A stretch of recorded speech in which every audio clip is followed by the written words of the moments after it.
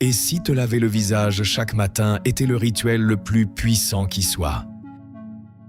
Il y a quelque chose que tu fais chaque matin sans y penser, sans savoir que tu répètes un geste que les initiés des écoles hermétiques accomplissaient comme acte sacré avant d'affronter le monde. Un geste qui, dans l'Antiquité, n'appartenait pas à la salle de bain, mais au temple. Se laver le visage. Mais pas de n'importe quelle façon. Pas avec la hâte de celui qui est pressé, mais avec deux éléments que l'humanité connaît depuis avant l'existence des empires, l'eau et le sel. Ce que tu es sur le point de découvrir n'a rien à voir avec la beauté, ni avec l'hygiène. Cela concerne quelque chose de bien plus ancien et de bien plus profond, la compréhension que ton visage n'est pas seulement de la peau. C'est une carte énergétique, un miroir de l'âme, une membrane perméable qui absorbe chaque jour tout ce que le monde projette sur toi, regards, jugements, émotions qui ne t'appartiennent pas, tensions que tu as captées sans t'en rendre compte. Et cette carte se salit, non pas de poussière, mais de fréquences denses. Les prêtres égyptiens le savaient, les maîtres hermétiques l'ont codifié, les traditions védiques l'ont nommé. Et pourtant, ce savoir s'est réduit, dilué, jusqu'à être enterré sous l'idée que se laver le visage n'est qu'une simple question d'hygiène physique. Ce ne l'est pas, ça ne l'a jamais été. Ce que tu découvriras ici, c'est l'origine cachée de ce rituel, son architecture symbolique, le rôle précis que jouent l'eau et le sel en tant que force complémentaire et la manière de transformer ce geste quotidien en une pratique spirituelle capable de réorganiser ton champ énergétique de l'intérieur. Si tu es arrivé jusqu'ici, quelque chose en toi le sait déjà. Ce n'était pas un hasard, c'était une reconnaissance. Ce savoir a été enterré pendant des siècles. S'il t'est parvenu aujourd'hui, ce n'est pas par accident. Abonne-toi et continuons ensemble à déterrer ce qu'ils ne veulent pas que tu te rappelles. Le seuil oublié.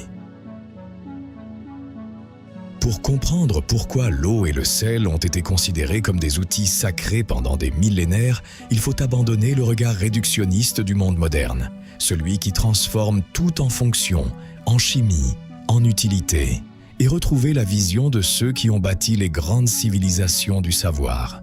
Pour les anciens, le monde n'était pas fait de matière inerte, il était tissé de symboles vivants. Chaque substance possédait une âme. Chaque élément remplissait une fonction qui allait bien au-delà du physique. Et chaque acte quotidien était, s'il était accompli avec conscience, une clé qui ouvrait des portes invisibles. En Égypte, aucun initié ne se présentait devant le sacré sans avoir d'abord accompli un rituel de purification. Non pas comme protocole, comme acte magique. L'eau mêlée de minéraux n'était pas seulement un agent nettoyant, c'était un réordonnancement vibratoire.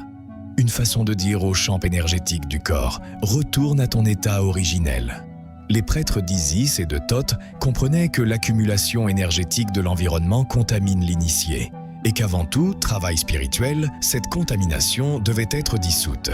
Hermès Trismégiste, la figure qui synthétisa la sagesse hermétique de l'Occident, enseigna que le corps est le temple de l'âme, et que tout temple, pour être fonctionnel, doit être propre. Mais cette propreté, dans la tradition hermétique, n'était jamais uniquement physique.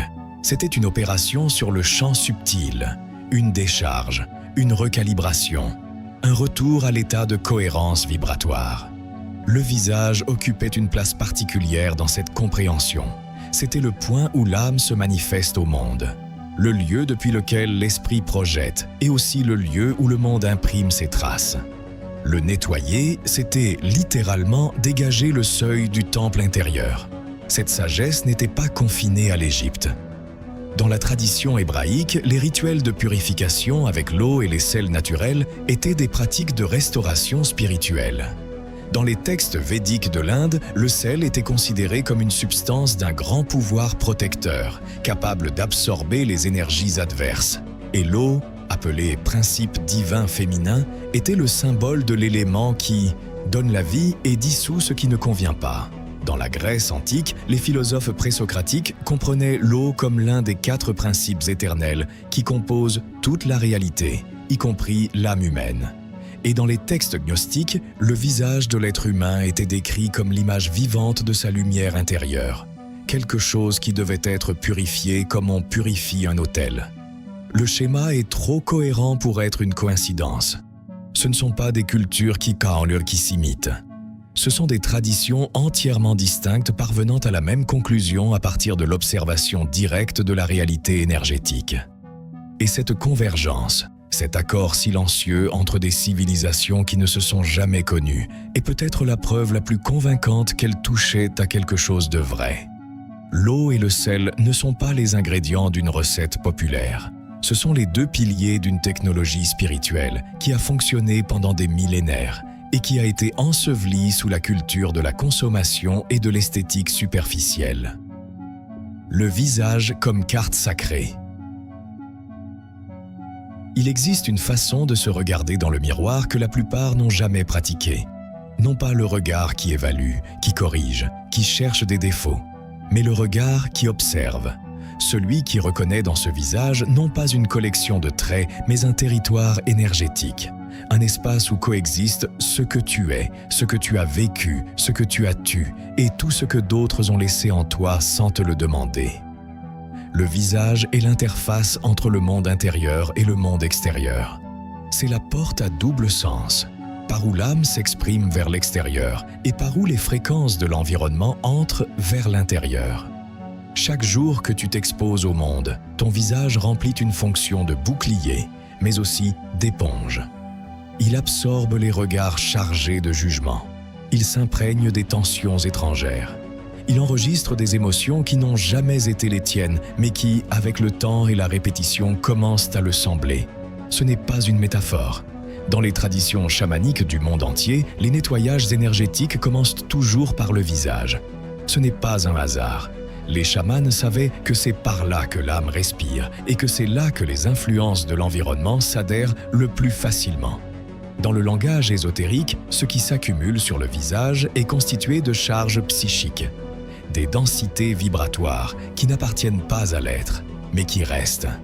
Et lorsque cela se produit pendant suffisamment longtemps, quelque chose de troublant arrive. Tu commences à les confondre avec ta propre expression. Tu te regardes dans le miroir et tu ne te reconnais plus tout à fait.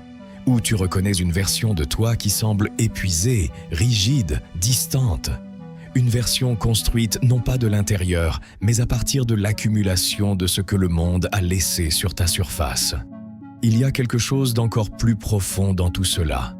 Le visage ne communique pas seulement vers l'extérieur, il rétroagit aussi vers l'intérieur. Ce que nous montrons, nous finissons par le croire. Si le geste habituel est la tension, l'épuisement, la contraction, le corps émotionnel le lit comme une information et l'incorpore comme réalité. Le geste devient croyance. La croyance devient expérience. C'est pourquoi nettoyer le visage n'est pas un acte de vanité. C'est un acte de souveraineté énergétique. C'est reprendre le territoire. Effacer les traces qui ne t'appartiennent pas, dissoudre les masques que le monde a placés sur ta véritable expression, couche après couche, sans que tu t'en aperçoives. Et lorsque cela se produit, lorsque le nettoyage est réel, non seulement physique mais vibratoire, le visage commence à refléter quelque chose de différent. Non plus l'accumulation de ce qui a été vécu sans conscience, mais la présence de celui qui est revenu habiter en lui-même. Le binôme sacré, l'eau et le sel. Ce n'est pas par hasard que ces deux substances ont été combinées dans des rituels de purification dans chaque coin du monde antique. Chacune possède une nature distincte. Chacune remplit une fonction précise au sein du rite. Et ensemble, elles forment un système complet, une technologie à deux forces complémentaires qui se potentialisent mutuellement. L'eau est le principe féminin universel. C'est le symbole de l'âme en mouvement, de l'émotion en flux, de la capacité à recevoir et à transmettre. Sa nature est réceptive. Elle répond à l'intention, porte des mémoires, transporte de l'information vibratoire. Des chercheurs ont documenté que la structure moléculaire de l'eau se modifie en présence de certaines émotions et intentions, formant des schémas cristallins distincts selon la qualité de l'énergie à laquelle elle est exposée. Ce que cela suggère, d'un point de vue spirituel, c'est que l'eau avec laquelle tu touches ton visage n'est pas neutre. Elle peut être un vecteur de nettoyage ou un vecteur de programmation, selon l'intention avec laquelle tu la convoques. L'eau transporte des mémoires, mais elle est aussi capable, et c'est crucial, de les dissoudre et de les libérer. Le sel est son complément exact. C'est le cristal de la terre, géométrie pure, structure solide. Tandis que l'eau coule et dissout, le sel ordonne et protège. Dans la tradition alchimique, le sel n'est pas seulement un minéral, c'est un vecteur de transmutation, le contenant où l'énergie solaire est minéralisée. Il absorbe les densités de l'environnement, repousse les fréquences invasives et rétablit les schémas vibratoires que l'exposition au monde a désordonnés. C'est pourquoi il a été utilisé dans des pratiques de nettoyage énergétique dans toutes les traditions, du bouddhisme au catholicisme, des cérémonies chamaniques aux rituels hermétiques. Ensemble, l'eau et le sel sont la dualité réconciliée, le fluide et le solide, ce qui dissout et ce qui protège, ce qui emporte et ce qui ordonne, le féminin et le masculin dans leur expression élémentaire la plus pure. Lorsque tu portes cette combinaison sur ton visage avec présence et intention, tu ne te laves pas. Tu actives une technologie spirituelle à 2 composantes que les anciens ont découvertes bien avant que le mot « rituel » n'existe. Tu harmonises ce que le monde a désordonné. Tu rends au champ énergétique de ton visage sa cohérence originelle.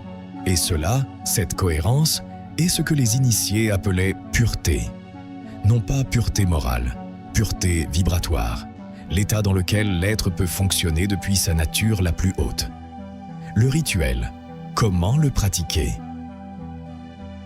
Le savoir sans pratique n'est que théorie, et ce savoir, en particulier, a été conçu pour être vécu, non pas seulement compris. La première chose que tu dois comprendre, c'est que ce rituel ne commence pas quand tu touches l'eau.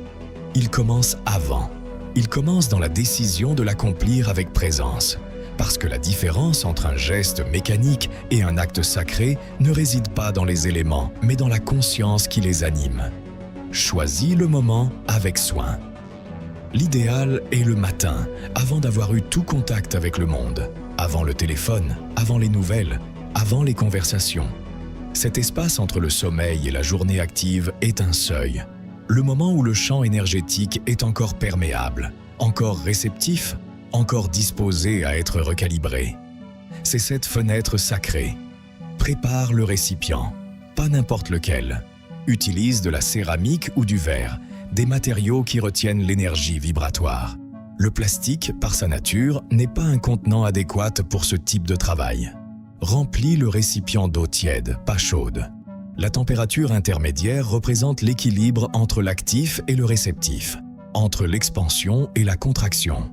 Ajoute du sel marin ou du sel de l'Himalaya, jamais du sel raffiné. Le processus de raffinage industriel lui extrait la géométrie cristalline qui en fait un porteur de ses propriétés protectrices. Avant de commencer, arrête-toi devant le miroir, non pas pour t'évaluer, pour te reconnaître. Regarde le visage qui est en face de toi sans jugement, sans correction, sans le regard critique que le monde t'a appris à avoir sur ton propre reflet. Observe seulement. Reconnais dans cette présence quelque chose qui va bien au-delà des traits physiques. Respire 3 fois profondément. Laisse la respiration te ramener dans le corps. Réhabite-toi avant de commencer. Prends l'eau dans tes 2 mains et porte-la lentement sur ton visage. Ne frotte pas. Ne te précipite pas. Fais glisser. Fais-le comme quelqu'un qui agit sur quelque chose qui mérite du soin. Comme quelqu'un qui pose les mains sur quelque chose de sacré. Pendant que l'eau et le sel touchent ta peau, prononce en silence ou à voix très basse. Je me libère, je me purifie, je me reconnais. Non pas comme une formule vide, comme une déclaration réelle. Ferme les yeux, ressens. Laisse l'esprit se calmer suffisamment pour percevoir ce qui se passe au niveau subtil. Le détachement de ce qui n'était pas le tien, le réordonnancement lent du champ énergétique, la sensation que quelque chose se relâche, quelque chose se dissout, quelque chose revient. Pratique cela pendant 7 jours consécutifs. Au début, tu ne ressentiras peut-être rien d'extraordinaire. C'est normal. La transformation vibratoire n'est pas instantanée, elle est cumulative. Elle fonctionne comme la sculpture. Chaque répétition consciente élimine une couche, définit avec plus de clarté la fréquence originelle qui se trouve en dessous. Au 4e ou 5e jour, quelque chose aura changé. Peut-être la qualité du sommeil, peut-être la façon dont tu commences le matin, peut-être quelque chose dans la façon dont les autres te perçoivent ou dans la façon dont tu te perçois devant le miroir. Si la journée a été émotionnellement intense, répète le rituel le soir. Le visage est une antenne d'une grande sensibilité. Il absorbe tout au long de la journée. En fin de journée, surtout si tu as été exposé à de nombreuses personnes, à beaucoup de bruit émotionnel, il doit être déchargé. Tu peux ajouter une affirmation personnelle qui servira de code d'activation. Quelque chose qui vibre avec ce que tu es, avec ce que tu as besoin de lâcher, avec ce que tu veux invoquer. Une phrase que tu ressens comme une clé, non pas comme une répétition automatique. Et le plus important de tout, ne laisse pas cet acte devenir une habitude inconsciente. L'efficacité spirituelle de tout rituel dépend directement de la présence qui l'anime.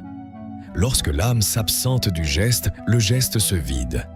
Même si ce ne sont que quelques minutes, qu'elles soient entièrement tiennes, qu'elles soient sacrées. Le chant qui se transforme. Ce qui commence comme un rituel de nettoyage devient, avec une pratique soutenue, quelque chose de plus grande portée. Parce que ce geste n'affecte pas seulement le visage. Il affecte la perception. Il affecte la façon dont tu t'habites. Et avec le temps, il affecte la réalité que tu construis de l'intérieur. Lorsque le champ énergétique du visage est propre, il cesse d'agir comme une archive d'émotions non traitées et commence à fonctionner comme ce qu'il a toujours dû être, un miroir fidèle de la fréquence intérieure.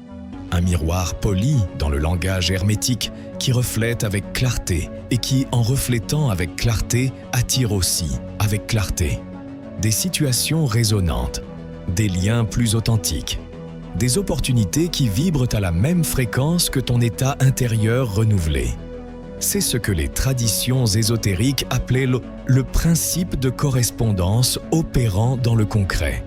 Ce qui est à l'intérieur se reflète à l'extérieur, non pas comme une promesse poétique, mais comme une loi vibratoire.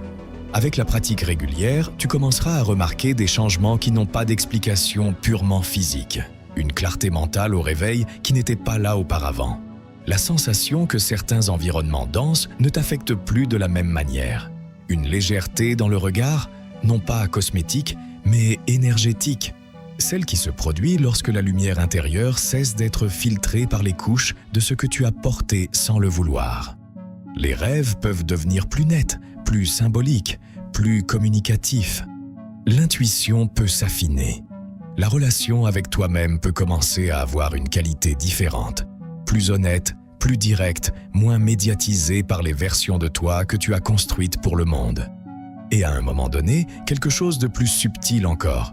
Tu commences à entrer dans le rituel, non pas comme quelqu'un qui accomplit une pratique, mais comme quelqu'un qui entre dans un espace qui lui appartient.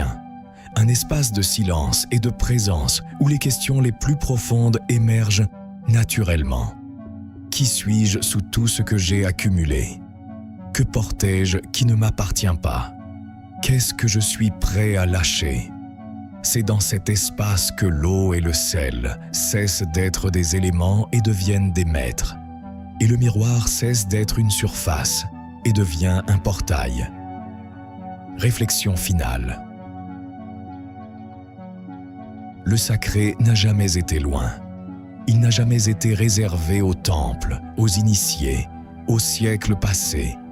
Il a toujours été ici, dans les gestes les plus simples, attendant d'être reconnu. Se laver le visage avec de l'eau et du sel est, dans son essence la plus fondamentale, un acte de mémoire. Un acte qui dit « Je me souviens que je suis plus que ce que le monde voit. Je me souviens que j'ai un champ que je peux nettoyer. Je me souviens que je suis le gardien de ma propre fréquence. Et ce souvenir, pratiqué chaque matin avec conscience, change la texture des jours. Non pas d'un coup, mais vraiment. Ce rituel a traversé des millénaires, non pas parce que quelqu'un l'a imposé, mais parce qu'il fonctionne. Parce qu'il touche quelque chose de réel dans la structure invisible de l'être humain. Et il a survécu à l'oubli, à la science mécaniste, à la culture du superficiel. Comme survivent toutes les choses véritables, comme une graine silencieuse, attendant celui qui est prêt à la recevoir. Tu l'es. C'est pourquoi tu es arrivé jusqu'ici. Ce n'était pas seulement une vidéo, c'était une transmission, une réactivation de quelque chose qui dormait dans ta mémoire la plus ancienne. Si tu l'as ressenti, si quelque chose s'est mis en mouvement pendant que tu lisais ou écoutais, ne le laisse pas passer. Abonne-toi, parce que ce que nous déterrons ensemble ne fait que commencer, et tu n'es pas arrivé jusqu'ici par hasard. Aucun de ceux qui arrivent n'arrive sans raison. Écris dans les commentaires la phrase « Mon visage est mon temple et j'en suis le gardien ».